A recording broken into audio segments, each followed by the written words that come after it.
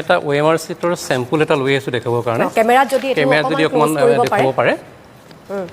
এখন OMR sheet এখন OMR মানে পাৰ্সোনালাইজড OMR sheet হয় মানে সেবাই প্ৰকাশ কৰিলে মেট্ৰিক পৰীক্ষাৰ OMR sheetৰ চেম্পল সকলো ছাত্ৰ-ছাত্ৰীলৈ গুড নিউজ যেহেতু ফেব্ৰুৱাৰীৰ প্ৰথম সপ্তাহত অনুষ্ঠিত হ'ব 2024 চনৰ বহু প্ৰত্যাশিত মেট্ৰিক পৰীক্ষা আৰু প্ৰথমবাৰলৈ মেট্ৰিকত OMR sheetত উত্তৰ লিখিব লাগিব পৰীক্ষাৰ্থীসকলে আৰু মুঠ 4টা বিষয়ৰ উত্তৰ লিখিব লাগিব OMR sheetত ইংৰাজী গণিত বিজ্ঞান আৰু সমাজ বিজ্ঞান বিষয়ৰ উত্তৰ লিখিব লাগিব OMR sheetত থাকিব 1 নম্বৰৰ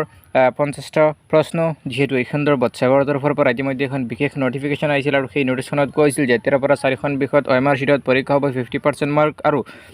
অৱশেষত SEBA-ই প্ৰকাশ কৰিলে যে মেট্ৰিকৰ এই OMR sheetসমূহ কেনেকুৱা থাকিব OMR sheeতৰ চেম্পল আৰু OMR sheetত কি আছে কেনেকুৱা ধৰণৰ OMR sheet থাকিব মেট্ৰিক পৰীক্ষাৰ নিয়ন্ত্ৰক নয়নজ্যোতি শৰ্মাৰ পৰা শুনিলক আপোনালোকে যে পৰীক্ষাত বহাৰ আগতে সকলো ছাত্ৰ-ছাত্ৰীয়ে অতি গুৰুত্বপূৰ্ণভাৱে বাধ্যতামূলকভাৱে এই নিয়মখিনি জানিব লাগিব সকলো এই তথ্যখিনি জানিব লাগিব নহলে সকলো ছাত্ৰ-ছাত্ৰী পৰৱৰ্তী সময়ত বিপদত পৰিব গতিকে আপোনালোকক আজিৰ ভিডিঅ'টোত জনাম যে SEBA-ৰ পৰীক্ষা নিয়ন্ত্ৰক নয়নজ্যোতি শৰ্মাই কি কৈছে যে পৰীক্ষাত কেনেকুৱা ধৰণৰ OMR sheet থাকিব কেনেকৈ ছাত্ৰ-ছাত্ৰীসকলে OMR sheet দেখাবৰ কাৰণে ক্যামেৰা যদি অকমান দেখাব পাৰে এখন OMR sheet এখন OMR মানে পাৰ্সোনালাইজড OMR sheet হয় মানে যেতিয়া ক্যান্ডিডেটে যেতিয়া ফৰ্ম ফিল আপ কৰিব ফৰ্ম ফিল আপ কৰাৰ লগে লগে ক্যান্ডিডেটৰ ডিটেইলছটো আমালৈ আহি যাব গতিকে আহি যোৱাৰ লগে লগে ইয়াত এটা দেখা পাইছে বাৰকোড এটা আছে এই বাৰকোডত কি হ'ব ষ্টুডেণ্টৰ নাম roll number registration number subject এই গোটেই কথাখিনি ইয়াত থাকিব গতিকে এখন হ'ব পাৰ্সোনালাইজড OMR মানে ক্যান্ডিডেট ওয়াইজ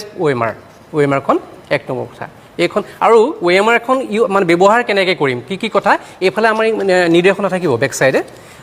নিৰ্দেশনা থাকিব অসমীয়াত থাকিব ইংৰাজীত থাকিব বেংগলীত থাকিব বড়োত থাকিব হিন্দীত থাকিব সকলো ধৰণৰ মিডিয়ামৰ ষ্টুডেণ্টে যাতে পঢ়িব পাৰে বা ট্ৰেইনিঙত যাতে অসুবিধা নহয় তাৰ কাৰণে প্ৰিণ্টেড থাকিব মই যদি অকমান এটাকে পঢ়ি দিওঁ এনেকুৱা ধৰণৰ থাকিব ধৰক বৃত্তবোৰ সম্পূৰ্ণকৈ কোলা কৰিবলৈ কেৱল এটা খুদিছিলে ব্ল্যাক পেন ইউজ কৰিবলৈ ব্ল্যাক পেন স্ক্যানিঙত ক্লিয়াৰিটিটো বাঢ়ে মানে আগৰ পৰা ইউজ কৰিছো ব্ল্যাক পেন ইউজ কৰিব লাগিব আৰু এটা এনেকুৱা ধৰণৰ আছে প্ৰতিটো প্ৰশ্ন উত্তৰৰ বিপৰীতে মাত্ৰ এটা বৃত্তহে কোলা কৰিব পাৰিব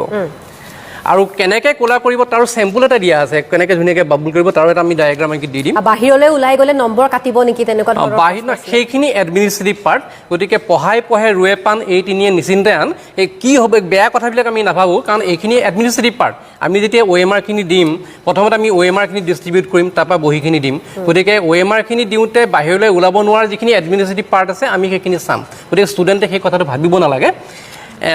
গতিকে আৰু এই বিষয়ে আমি